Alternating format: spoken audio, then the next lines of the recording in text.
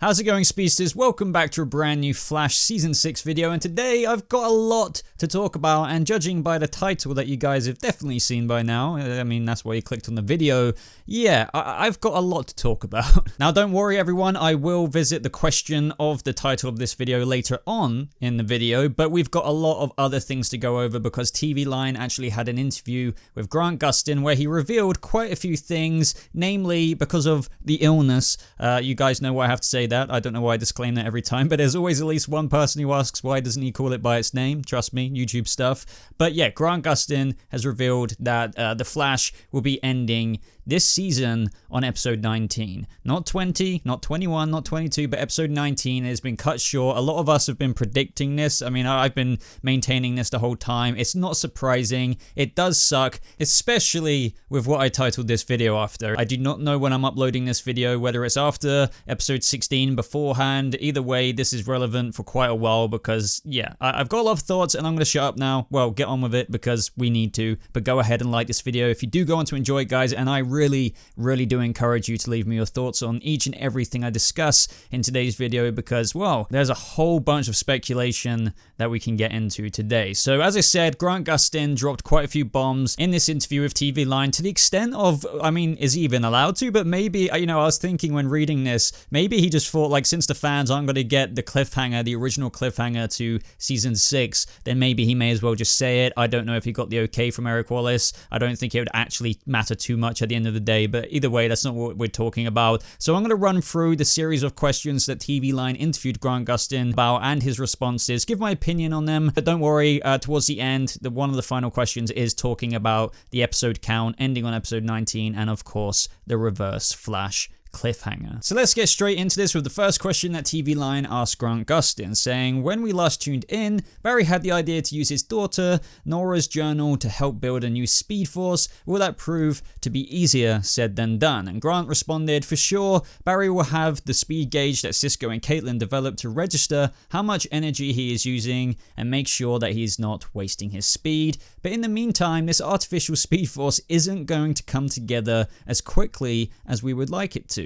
And when they eventually do find a way to get it to work, it comes with a pretty big sacrifice for the team. Now that is honestly, like, already in this interview way more than what I was kind of expecting to hear, let alone everything else we hear later on. And the interesting part about this is that we've now kind of got a bit of confirmation. I mean, whether this is in relation to the original length of the season going up to 22 or not, and I think we will see obviously the new Speed Force being created, but I wouldn't say it's going to be dragged out, but we're not going to see that new Speed Force be created instantly. It's not going to be done in the latest episode, episode 16, whether we've seen it or not. As I said, I'm not sure if this is uploading afterwards or not, or episode 17, maybe episode 18, but either way, we've got the big sacrifice for the team that Grant Gustin has teased here when it comes to actually creating that artificial speed force, and I have absolutely no idea what that could be. It's very fascinating to ponder, so that's why I would love to hear your feedback and just ideas down in the comments. I mean, what could be such a big sacrifice in order to create the artificial speed force? Because obviously when creating this artificial speed force, it has to do with Barry Allen, not necessarily anyone else, but then again you could argue you may have the team in Star Labs trying to do some kind of big sciencey thing in order to get that to work, because this is kind of coming from a timey-wimey, speed forcey-wimey angle. But yeah, maybe someone in Team Flash is got to pay a price for this speed force and not Barry himself. But then again, maybe it's got to do with what I titled this video in terms of the sacrifice they have to make is ensuring Thawne's future through the creation of this speed force. But more on that in a little bit. As I said, we'll get to that reverse Flash cliffhanger stuff in just a moment. Next up, TVLine asked, will villains of the week such as Ragdoll prove to be distractions as well? And he says the Ragdoll episode airing this week, which you may or may not have seen by the time this video is out, changes the dynamic of the team and the West Allen family moving forward. They're not just small challenges, they're going to have lasting effects for the rest of the season. It's not just a villain of the week type thing, it will affect the show moving forward for a while. And they go on to say why. Is there some debate about how to handle a problem? And Grant then responds saying that the team doesn't want Barry to waste his speed, that's an element for sure, but also Joe is in some serious danger and gets harmed in the process. I don't want to spoil too much, but the dynamic of the West family, and Team Flash is going to be altered for a while because of what happens with Joe and Ragdoll. So obviously, whether, as I keep saying now, I'll shut up, but like whether you've seen the episode or not, or whether this is going up just beforehand, stuff's got to go down with Joe and Ragdoll. But also I think in terms of what Grant was saying, obviously, since he doesn't have the artificial Speed Force quite yet, and it may not happen for an episode or two leading up to the early finale that is episode 19, obviously the villain of the week type thing, as Grant put it, isn't necessarily going to be a necessarily easy thing. It's not always been an easy thing in the past, but as he put it himself, it does change the dynamic of the team, and you know, they're not just small challenges anymore, because if you've only got limited Speed Force, then yeah, even Ragdoll is going to be quite the challenge. Now this is when TVLine then says to the audience, Iris has been acting a bit off, sometimes even giving atypical advice, even though it worked out for you in the last episode. The way you've been playing it, are these off moments registering at all for Barry, or has the Thawne thing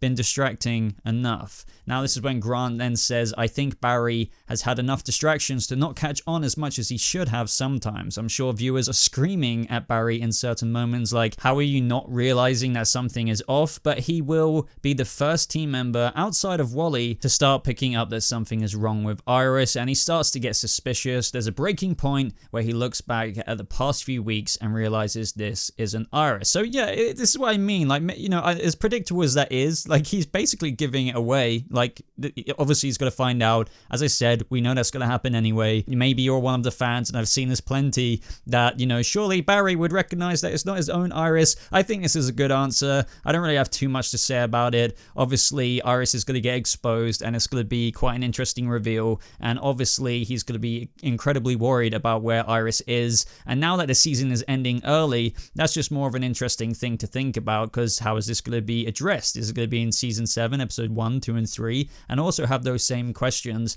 applying to the Reverse Flash cliffhanger? TVLine then asked, what will it take to give him that kick in the pants? Does she make a verbal slip up, or, and then he says, even more reveals, it's a combination of things. It's a little bit of the stuff she says, but more an emotional connection that's lacking or not consistent with what they've always had. Barry has an epiphany moment where he shares all of his suspicions with Cecile, and the writers gave me a really fun scene for when it all lands, where I convey all of these ideas about what I think is really going on, and we had a lot of fun with it. Now this just reminds me of the theories that are out there with how Cecile might be used as the kind of device with her powers to detect Iris being off, but then again, fans then might complain that, well, why didn't that happen sooner? But then I guess you could always insert the comic book logic excuse of Cecile just never had a reason to vibe something off with her, but then again, that's a bit lousy. But yeah, it is very interesting where the fact Grant Gustin says that he reveals all of his suspicions with Cecile, then, you know, the first thing that comes to my mind is that Cecile will want to, you know, get out her kind of gauge in her powers and kind of test if Iris is the legit version of Iris or not, but we're gonna have to wait and see. TVLine then further asks, I've had several readers asking if the real Iris's status as Barry's lightning rod might play a role into him eventually returning to full power. That's when he says, not so much, to be honest. There's an emotional connection that will be used to figure out how to get Iris out of the Mirrorverse, but it's not necessarily connected to the whole lightning rod idea at this point. They then go on to ask, in the episodes we will get this season, is there an especially meaty or an emotional scene ahead for you and Candice Patton? And Grant Gustin replies, yeah, right before Barry kind of figures out what's going on. There's a big fight scene, essentially, that is going to change the dynamic of Barry and Iris and that relationship moving forward for the rest of the season. Now, the only thing I can think of here is that when it all gets exposed, we're going to have Mirror Iris going at each other in like an adversary mode rather than the whole fake relationship that Mirror Iris has been keeping up. I'm assuming that's what he means. Maybe that's a bit too face value of me to think about, but,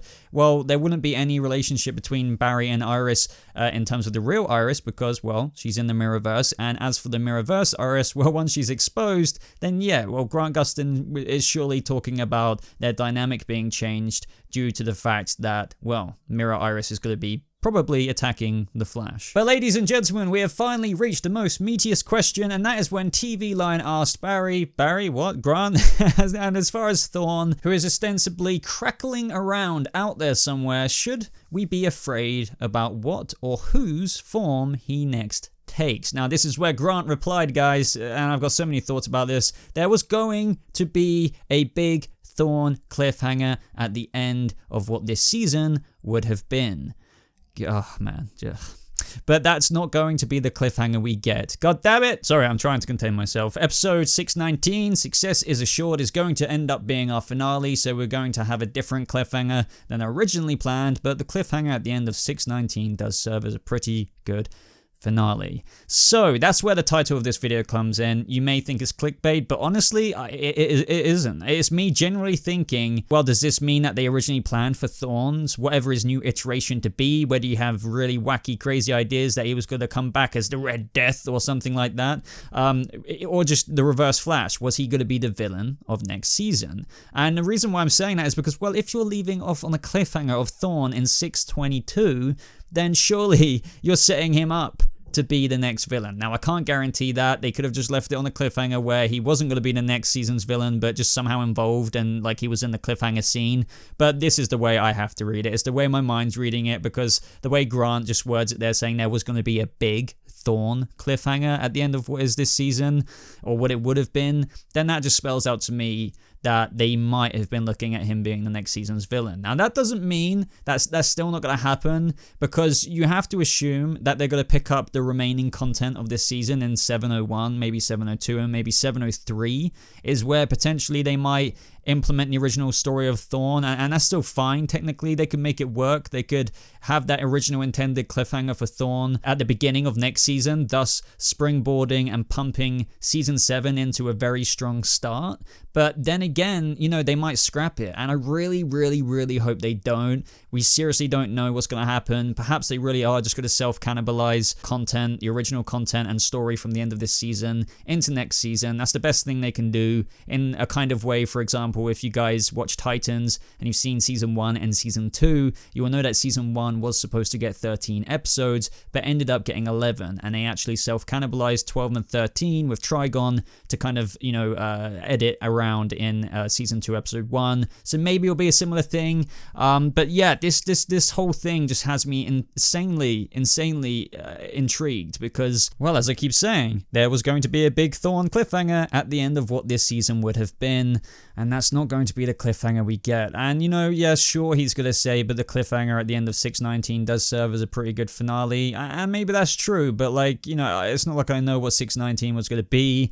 I'm trying to think of 519, 419. I'm sure, like, whatever it was going to be, it was going to be like, yeah, that's kind of cool, but, like, we would have got the following episode 20, the following week. Do you know what I mean? So no matter what, for me, and I'm not trying to have a pessimistic outlook on this, it's not going to be a proper finale for me and or any of us, but I think we understand. I think given the situation in the world with the illness at the minute, we can all deal with the fact that we've been cut a few episodes this season. But it's really bittersweet knowing about the Thawne cliffhanger, and this just makes me think about what Grant Gustin was saying before season 6 even began, in where he said personally, you know, I would like to see a ribbon put on the Eobard Thawne storyline, and maybe that is what they were on about. Maybe that is what he was kind of foreshadowing there in a little tease. You know, obviously he was just answering personally, but it could have been a little low-key hint in how after this season it could have ended in that cliffhanger with Thawne being set up to be the, you know, big bad of next season. And this is quite pleasantly surprising, as bittersweet as it is at the same time, because I did say in my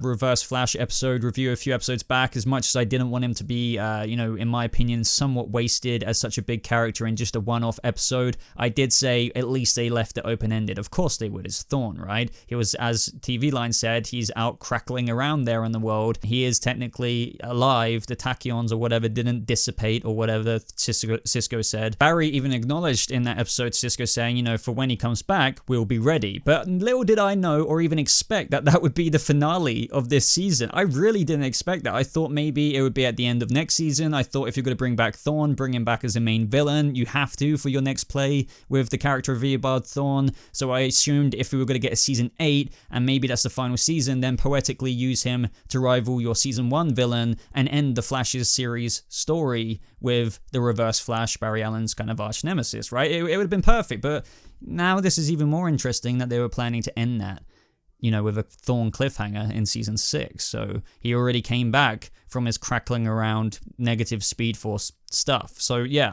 I'm going to end this video now. I've been rambling for quite a while, but I just wanted to leave you guys some food for thought, and maybe you can leave me some food for thought in return. Maybe expand upon what I have to say. I really hope, if the plan was to have Thawne as a big bad next season, that they still do that next season. But anyway, I hope you enjoyed the video. If you did, leave a like on it. I love talking about this kind of stuff with you. This is like the kind of content about the Flash, in between content, that I love making, especially thanks to Grant giving us all of this information. Make sure to subscribe for more Flash videos like this. Follow me on Twitter. Check out my Stargirl episodes 1 to 3 review, which I got to see early, so it will give you a good insight into what to expect from the show. But thank you so much for watching, guys. I hope you have a lovely rest of your day, and I'll see you speedsters in the next video. Goodbye.